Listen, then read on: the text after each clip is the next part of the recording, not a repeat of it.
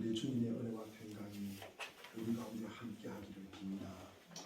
한 주간 동안 각자의 삶의 자리에서 열심히 살아온 우리가 주님 앞에 함께 모여서 예배를 드린다는 것은 기적이요 복입니다.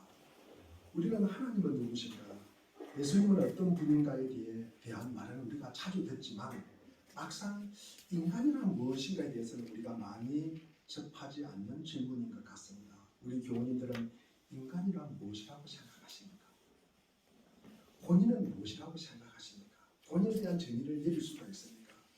제가 다 뒤져봐도 유명한 칸트니 무슨 이야기를 들어봐도 인간에 대해서 한마디로 오롯이 기록된 글이 없었습니다.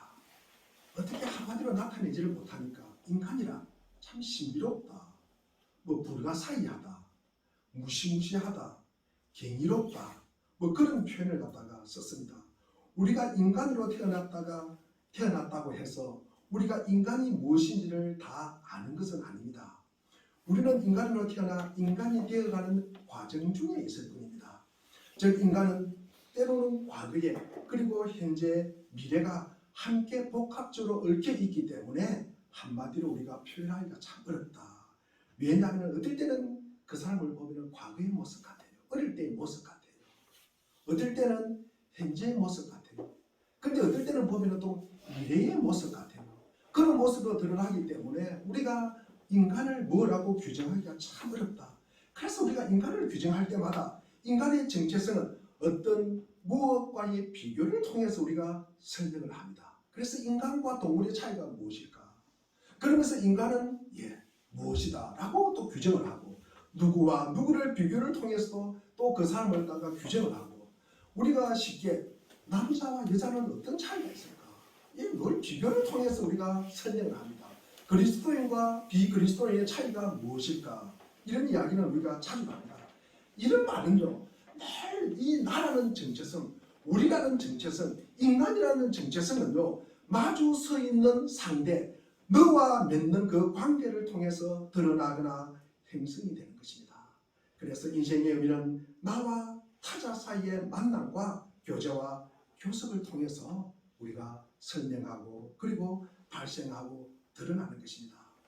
그 다양한 만남은 우리가 기쁨을 주기도 하지만 때로는 슬픔을 낳기도 합니다. 그 만남은 희망의 토대가 되기도 하지만 절망의 뿌리가 되기도 합니다. 이런 다양한 만남을 통해서 우리는 다채로운 이야기를 빚어내는 것입니다. 즉 우리를 만들어 간다는 말씀입니다. 시편의 다윗은 누구를 만나느냐에 따라서 그의 고백과 삶이 달라집니다. 다윗이 여호와 하나님을 만남으로 인한 그의 고백이 가슴 깊이 다가오는 나날입니다. 새벽 예배 시간에 하는 말씀입니다. 우리 시편 19편 우리가 7절부터 10절까지 말씀을 보면 주님의 교훈은 주님의 말씀을 완전하여서 사람에게 생기를 북돋아준다. 우리의 영혼을 소식시키는 말씀이, 그리고 주님의 증거는 참되어서 어리석은 자를 깨우쳐준다. 아멘. 주님의 말씀은 늘 우리에게 살아나게 하는 거예요. 아멘. 말씀은 우리를 살아나게 하는 것입니다. 아멘. 죽이는 것이 아니에요.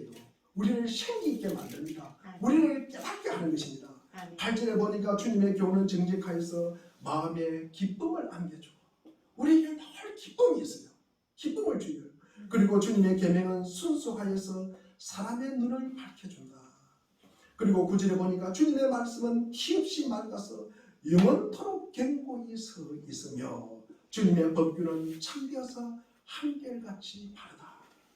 10절에 보니까 주님의 교훈은 금보다 순금보다 더 탐스럽고 꿀보다 송이꿀보다 더 달콤하다. 금 순금보다 더 탐스럽고 꿀과 송이꿀보다도 더 달콤한, 이게 말씀이라는 것입니다. 아멘. 이렇게 말씀을 사모하는 자에게 주어지는 이 깨달음, 생기, 기쁨, 밝은 눈, 그리고 티없이 맑은 한결같이 바른 등으로 송이꽃보다 더 달콤한 우리의 인생이 되어 만들어져 가는 것입니다. 이게 바로 믿음의 사람이 누리는 복입니다. 우리에게 주신 하나님의 선물인 말씀입니다. 이런 말씀을 이스라엘 백성들은 전 인격적으로 받아들이는 내용이 오늘 본문의 내용입니다. 우리가 전 인격적으로 받아들인다. 지성과 그리고 감성과 이 의지 등 모든 것을 우리가 반응을 한다는 말씀입니다. 첫 번째로 이스라엘 백성들은 말씀을 깨달았다. 우리가 7절과 8절을 보면은 우리 하나님의 말씀을 깨달으니, 위의 말씀은 에스라가 말씀을 증가할 때 처소에 서 있던 백성들에게 율법을 깨닫게 했다고 기록하고 있습니다. 깨달다, 우리가 식별하다, 이해하다, 그리고 분별하다 등의 의미가 있습니다. 이는 이성뿐만 아니라 눈으로 보고 깨닫고, 귀로 듣고 깨닫고, 그리고 터치로, 그리고 감각으로 우리가 깨닫게 되는 것입니다. 그리고 의식적으로 우리가 깨닫게 되는 것입니다. 설교를 듣는 사람은요, 우리가 말씀을 듣고 깨달아야 할 책임이 있는 것입니다. 깨달아야 할 책임이 있는 거예요. 이스라엘 백성들은 말씀을 먼저 지성으로 깨달았습니다. 말씀의 진정한 의미와 참된 뜻을 그들은 깨달았다는 것입니다. 성경 말씀에 우리가 재미가 있다, 재미가 없다라는 표현을 갖다가 우리가 합니다. 사실 우리가 재미가 없다는 것은 무엇입니까? 깨닫지 못했다는 거예요. 깨닫지 못했다는 겁니다. 시끄러워서 알아듣지 못했던, 그리고 어려워서 알아듣지 못했던, 내가 전혀 경험이 없으니까, 내가 주님 만난 적이 없으니까 내가 이 무슨 말을 하는지를 알아듣지 못하든, 내가 집중하지 못해서 내가 알아듣지 못하든, 어쨌든 간에 알아서 깨닫기가 어렵다는 것입니다. 그래서 깨달으려고 우리가 애쓰고 노력하는 거예요. 우리가 시편 119편 27절에 보니까 오 하나님, 진리의 말씀을 저로 하여금 깨닫게 해주십시오. 저로 하여금 진리의 말씀이 깨닫게 해주십시오. 주님의 법도를 따는 것을 깨닫게 해주십시오. 주님의 지시의 길을 나에게 일깨워 주십시오 하고 우리는 기도하는 것입니다. 그냥 우리가 깨달아지는 거 아니잖아요. 우리가 깨달으려면 우리가 에너지를 갖다가 쏟아야 됩니다. 그리고 시간을 투자를 해야 됩니다. 그리고 집중해서 우리가 그것을 알려고 우리가 기도하고 애를 써야 되는 것입니다. 저는 책 읽는 것을 좀 좋아하는 편입니다. 그래서 늘 손에 책이 붙어 있습니다. 책은요, 우리가 시간과 공간을 갖다가 초월한 인간의 삶의 이치가 그 안에 담겨 있기 때문입니다. 저는 산책하면서도 책을 들고, 그리고 교회에 왔다 갔다 하면서 제가 수영장에 갈 때도 늘 책을 들고 갑니다. 제가 13층에 사는데 엘리베이터 13층 1층까지 가는데도 거의 빨리 읽으면 제가 한 반페이지 정도는 충분히 읽습니다. 그래서 밑줄을 그어가면서 저는 읽습니다. 그런데 어느 날부터인가 거의 성경과 관련된 서적만 제가 접하고 있습니다. 성경과 관련되지 않는 책은 흥미가 없어요. 성경 말씀으로 인하여 살아내신 분들의 이야기, 이 성경 말씀이 삶이 되신 분들의 이야기, 이 말씀의 깊이와 거룩한 영광, 이 말씀을 통해서 내게 말씀하시는 그 하나님을 만날 때 이 말씀보다 더 위대하고 그리고 존귀한 자리를 차지하는 책은 아무것도 없습니다. 그래서 우리는 성경을 읽는 거예요. 그래서 우리가 말씀을 읽는 거예요. 그래서 말씀이 삶이 되고 삶이 말씀이 되는 것입니다. 그런 복된 인생이 우리 모든 성도님들에게 있기를 바랍니다. 두 번째로는 이스라엘 백성들은 말씀을 깨닫고 울었다. 우리 9절에 보니까 전반절에 백성이 율법의 말씀을 듣고 울은지라. 그들이 직접적으로 말씀을 깨달았을 뿐만 아니라 율법의 말씀을 듣고 울었습니다. 이것은 감성적인 반응입니다. 그럼 왜 말씀을 듣고 울었을까? 우리 교우님들도 아마 이런 경험이 있을 것입니다. 한 번도 없으니까. 네, 있죠. 우리 교우님들은 어떻게 생각하십니까? 말씀을 듣고 깨닫고 울었다. 말씀이 너무 좋아서 우리가 울 수도 있고요.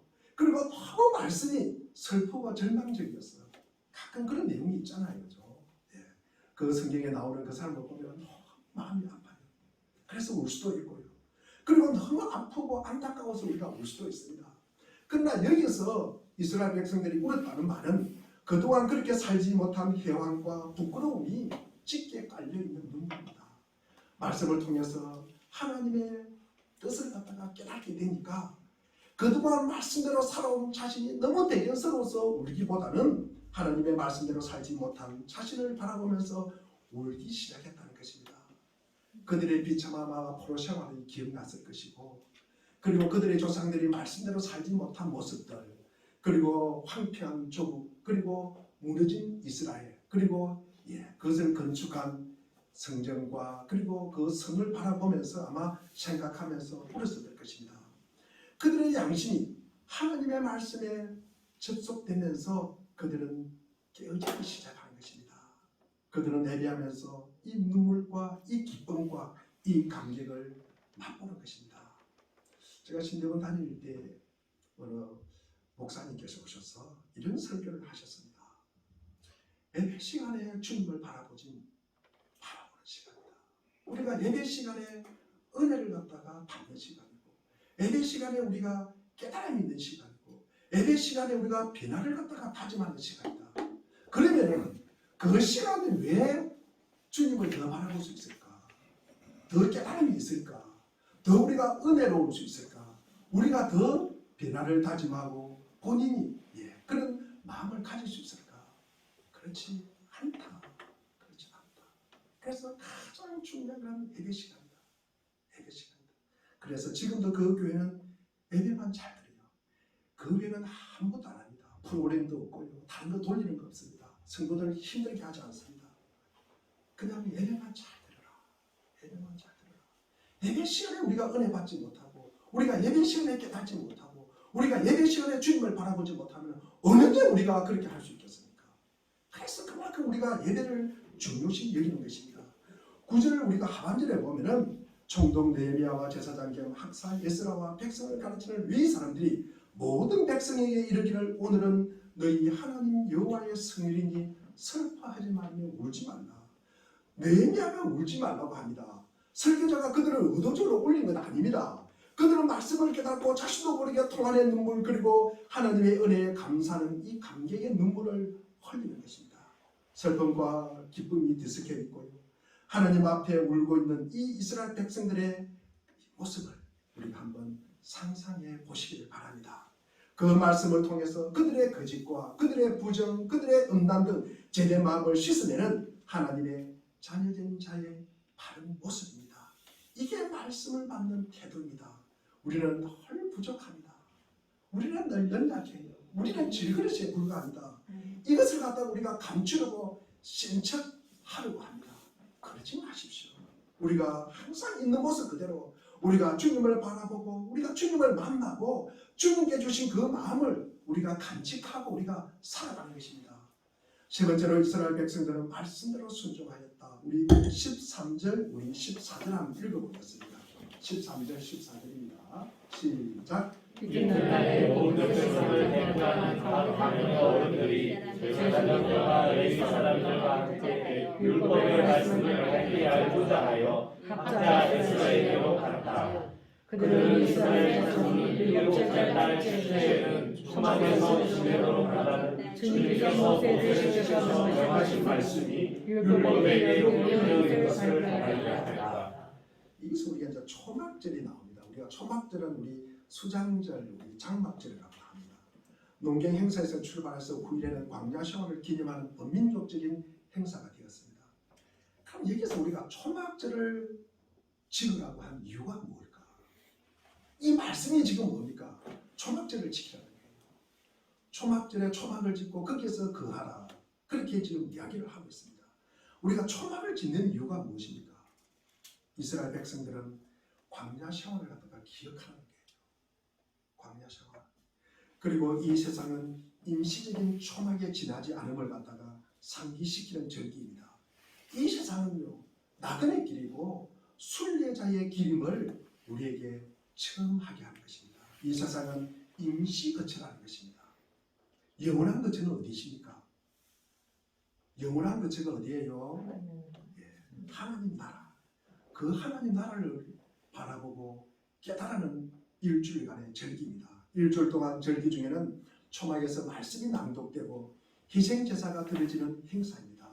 그래서 어떻게 했습니까? 우리 15절, 16절 한번 읽어보겠습니다. 15절, 16절입니다. 시작. 너는 동안에 산으로 가서 올리브나무와 들올리브나무와 소비나무와 종려나무와 참나무의 가지를 꺾어다가 초막을 씻도록 하는 말이 기록되어 있기 때문에 그 말을 이스라엘 자손의 사는 모든 마을과 예루살렘의 명이 알려야 한다는 생각을 기억했다. 16절입니다. 그래서 백성은 나가서 나뭇가지를 꺾다가 주님과 나라와 하나님의 성전들과 수나 광장과 에브라임 문화 가운데 초막을 세우셨다. 그들은 성경에서 초막절에 초막을 짓고 초막에서 거하라는 말씀을 보았습니다. 그래서 그 말씀대로 초막을 짓는 거예요. 초막을 짓는 것입니다. 자, 우리가 성경을 읽다가 우리도 마찬가지입니다. 우리가 하나님의 말씀을 접합니다. 하나님의 말씀을 우리가 접하면은 그러면은 그대로 우리가 해야 하는 것입니다. 우리가 빌립보서 4장 6절에 보니까 아무것도 염려하지 말고 모든 일을 오직 기도와 간구로 여러분이 바라는 것을 감사한 마음으로 하나님께 아뢰십시오. 우리가 이 말씀을 읽자 말자 하나님께서 내게 주시는 말씀이구나.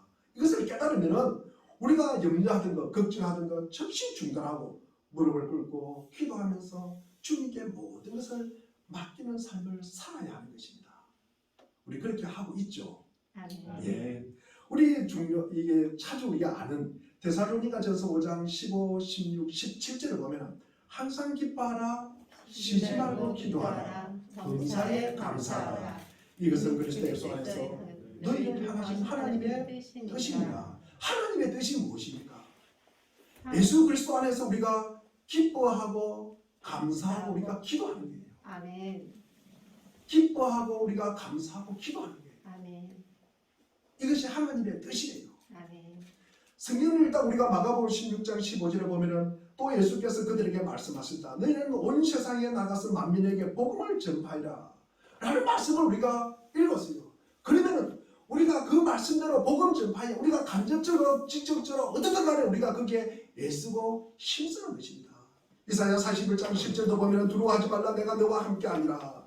그러면요 우리가 무섭고 때로는 움츠리고 그리고 두려워서 떨고 있다가도 이 말씀을 보면 우리가 어깨를 활짝 펴고 당당하게 두려움을 우리가 털고 나가는 게 그런 모습을 우리가 바뀌어야 되는 것입니다.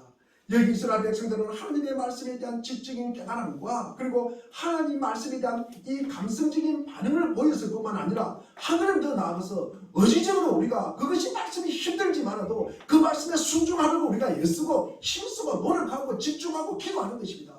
그 말씀대로 우리가 순종하는 것, 우리가 생각만 하는 것이 아니라 머릿속으로만 알고 있는 것이 아니라 그 말씀대로 우리가 옮기는 삶을 살아야 된다는 것입니다. 이게 순종입니다. 그 아름다운 관계는 우리가 17절 그렇게 했더니 우리 17절 한번 읽어보겠습니다. 이스라엘 백성들이 어떻게 바뀌었는지를 한번 보겠습니다. 17절입니다. 시작. 사로잡혀갔다가 돌아오는 사람이 초막을 세우고 거기에 머물렀다. 그가 여기서 수학되어 말까지 이렇게 칠 일이 없었으므로 이스라엘 자손은 크게 즐거워하였다. 이스라엘 자손은 크게 즐거워하였다. 그러면서 18절에 보니까 말씀을 낭독하는 그 이 집회 성회를 갖다가 열었다. 초막을 짓고 그 안에 거하는 이스라엘 백성들은 하나님의 말씀을 듣고 깨닫고 울면서 그리고 그 말씀에 순종하면서 집회에 참여하는 거예요. 그래요. 이게 큰 기쁨이 되었다. 큰 기쁨이 되었다. 우리 10절 말씀을 우리 한 번 더 보겠습니다. 10절 말씀 우리 아까 우리 헤드니가 읽었던 10절 말씀 시작. 너희는 그들에게 말하였다. 돌아가시고 세상의 정신을 잡아 그들에게 하셔서 먹고 마셔주십시오. 아무것도 찾지 못한 사람들에게는 먹을 것을 보내주십시오. 오늘은 주님의 그런 고난이 아니라 주님 앞에서 기뻐하며 힘이 생기는 법이 슬퍼하지 마십시오. 아멘. 여호와로 인하여 기뻐하는 것이 너희의 힘이라고 말씀하셨습니다. 아멘. 이 말씀이 우리 17절에 그대로 이루어지는 거예요. 이스라엘 백성들이 하나님의 말씀을 듣고 너무 즐거워하였다. 너무 기뻐하였다. 하나님의 말씀으로 인하여 너무 기뻐하였다. 그것이 우리의 힘이 되었다는 말씀입니다. 우리 모두도 우리 이런 하나님의 말씀 앞에서 늘 기쁨과 그리고 이런 즐거움이 있기를 바랍니다. 아멘. 그런데 우리가 참 이런 말씀을 갖다가 받고 이런 말씀대로 우리가 반응하면 참 살면 좋겠는데 그게 잘 안 돼요. 왜 그럴까? 왜 그럴까? 예배 드리면서도 근심하고요. 그리고 또 예배 마치고 나가면서도 우울하고요. 참 왜 그럴까? 제가 좋아하는 이 베드로를 갖다가 제가 찾아보면서 베드로는 어땠는가 제가 한번 찾아봤습니다. 우리 요한복음 21장에 보면은 이 디베라 바닷가에서 빈 그물에 지친 제자들을 찾아오신 주님은 우리 요한복음 21장 15절에 보면은 요한의 아들 시몬아 너가 이 사람들보다 나를 더 사랑하느냐 라고 세 번이나 물으십니다. 이 만선의 기쁨, 그러니까 많은 고기를 잡고 세상에서 성공한 사람들에게 예수님이 찾아와서 네가 다른 사람들보다 나를 더 사랑하느냐 이렇게 물으면 참 얼마나 좋겠습니까? 그런데 그 실패의 현장이잖아요. 어부가 고기를 못 잡았어요. 이 사람은요 세상에 실패한 사람이에요. 삶의 현장에서 실패한 사람이에요. 그 사람에게 찾아와서 물으십니다. 네가 나를 더 사랑하느냐? 다른 사람들보다 네가 나를 더 사랑하느냐? 제가 이 말씀을 보면서 우리 하나님 때로는 참 잔인하시다 이런 생각을 가졌습니다. 한참을 생각했습니다. 네가 이 사람들보다 나를 더 사랑하느냐? 우리는 세상은 뭐합니까? 성공한 사람들이 하나님을 갖다가 훨씬 사랑할 것이라고 믿습니다. 그러나 예수님은 그렇게 보지 않는 거예요. 예수님은요 우리가 이 성공한 자리가 아니라 이 실패의 자리에 찾아가셔서 네가 이 사람들보다도 성공한 사람들보다도 다른 사람들보다도 네가 나를 더 사랑하느냐? 우리 주님은요 바닥에 있을 때 우리 주님을 만나기가 훨씬 쉽다는 것입니다. 우리가 실패했을 때, 우리가 억울했을 때, 우리가 비참했을 때, 우리가 세상에 홀로 있을 때 그때 주님이 만나기 쉽고 그때 주님이 찾아오신다는 것입니다. 물론 성공한 자리도 주님이 찾아오지만도 이 실패한 자리, 삶의 현장에서 너무나 비참한 그 자들에게 찾아오시는 주님이십니다. 베드로는 이 말씀을 듣고 참 당혹감을 느꼈을 것입니다. 그렇지만 그렇다고 대답을 합니다. 그때마다 벌하신 주님은 뭐라고 말씀하십니까? 내 양을 먹이라고 말씀합니다. 내 양을 먹이라. 소박한 부탁이지만 그 소명을 받아들이는 순간 그는 평범한 행복으로부터 멀어질 수밖에 없습니다. 그 때문에 베드로는 쉽게 답을 못합니다. 주께서 베드로가 겪을 수밖에 없는 운명 18절에 보니까 남이 내게 띄우고 원하지 아니하는 곳으로 데려가리라. 그는 그의 의지와 무관하게 전개될 이 순환의 현실을 예고하자 베드로는 더욱 깊은 침묵에 빠집니다. 아무 소리를 안 합니다. 그러다가 베드로는 엉뚱한 질문을 예수님에게 던집니다. 예수님께서 사랑하시는 제자 요한을 가리키며 묻습니다. 21절에 보니까 주님 이 사람은 어떻게 되겠습니까? 여러분 베드로뿐만 아니라 우리도 마찬가지입니다. 내가 까는 거 못하면서 덜 남을 갖다가 뭐합니까? 지도하려고 그래요. 남에게 관심이 많아요. 남을 갖다가 가리키려고 그래요. 이게요 인간의 보통의 모습입니다. 베드로도 그렇고 우리도 그랬다는 것입니다. 베드로의 마음을 모르실 리 없건만은 주님은 다정하게 베드로를 설득하지 않습니다. 22절에 보니까 내가 올 때까지 그가 살아있기를 내가 바란다고 한들 그것이 너와 무슨 상관이 있느냐? 너는 나를 따라라. 사랑하는 요한과 상관없이 너는 나를 따라라.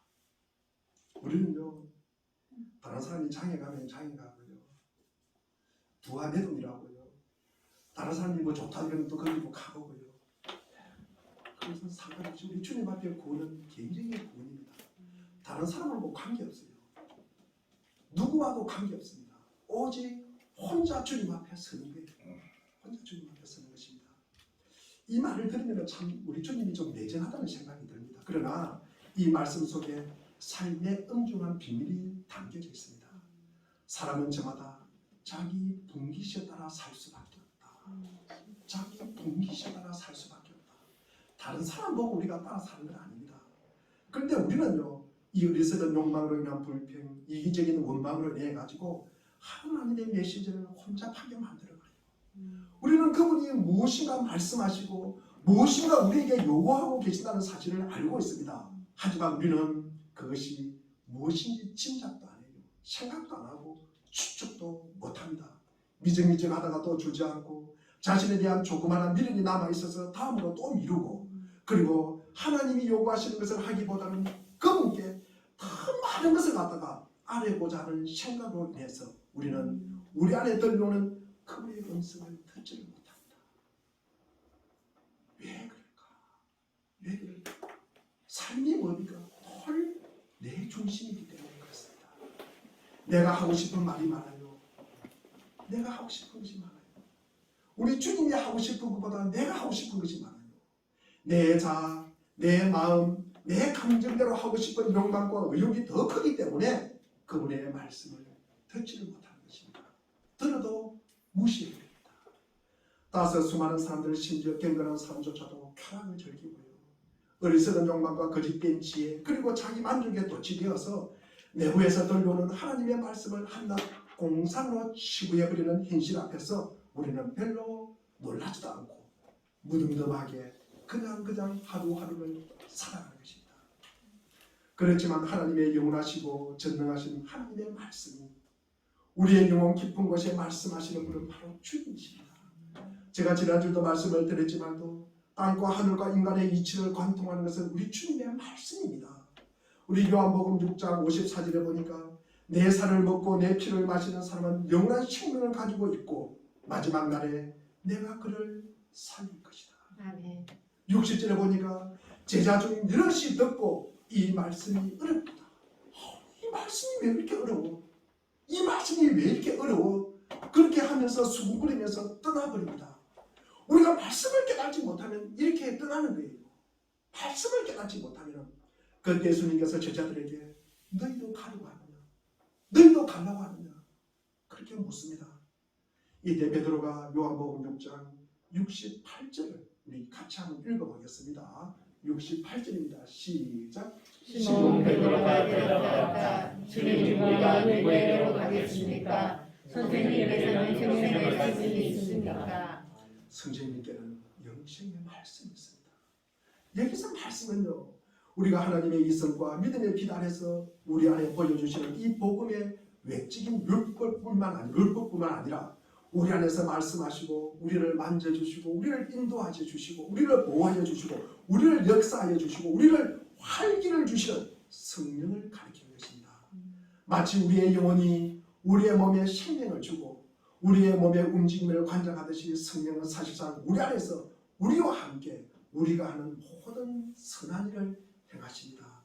그러므로 우리는 끊임없이 성경을 통해서 영감을 받고 있습니다. 이러한 내적인 영감을 받기에 오늘도 우리는 은혜의 삶을 살고 있는 것입니다. 이게 바로 베드로가 주님을 떠나지 않는 이유입니다. 주님, 우리가 누구에게로 가겠습니까? 주님께는 영생의 말씀이 있습니다. 주님께는 우리를 살리는 말씀이 거기에 있다는 말씀입니다. 과거에는요, 우리가 이 성령의 역사, 성령의 영감을 통해서 여러 가지 미래를 예언하기도 하고 기적을 행하기도 하고 그리고 완벽한 하나님의 권위를 가지고 행동하도록 만들었습니다. 특별히 구약시대 때. 하지만 오늘날 성령의 열매는 과거와는 다릅니다. 여러분, 지금은요, 모든 그리스도인에게 필요한 등복, 성령의 열매뿐만 아니라 예를 들면 순종과 인내와 온유 그리고 겸손 등을 불어넣는 이 역할로 제한되어 있는 것입니다. 그래서 우리가 미래를 예언하거나 자연의 법칙을 바꾸거나 하나님의 입장에서 사람들에게 어떤 것을 예언하는 행실은 좀처럼 나타내면 곤란합니다. 이것을 갖다가 강하게 나타내면 이단으로 취급되는 것이에요. 하나님께서 모든 말씀을 우리 성경을 주셨어요. 미리 성경을 주셨어요. 여기에 다 있는 것입니다.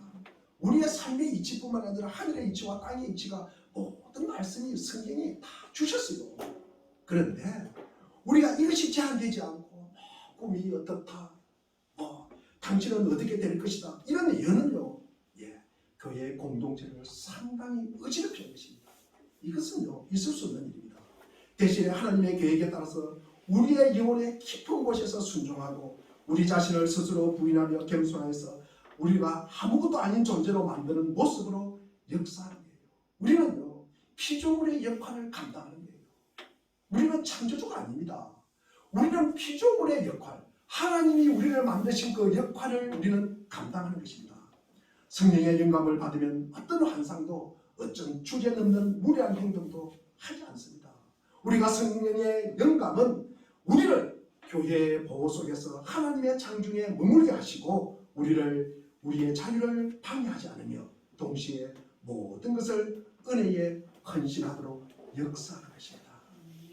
우리가 말씀에 예민하게 반응하고 다른 이의 필요에 응답하기 위해서는 자기로부터 자꾸만 벗어나는 연습이 필요합니다. 우리가 자기 상처만 바라보는 이들, 늘 자기만 바라보는 자들, 자기만 바라보는 자들, 믿음의 삶을 살기가 어렵습니다. 즉 다른 이를 사랑할 수가 없다는 것입니다.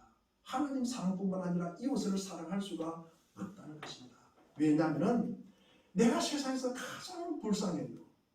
내가 세상에서 가장 비참해요. 내가 세상에서 가장 억울한 삶을 살아갑니다. 그런데 내가 누구를 사랑해요?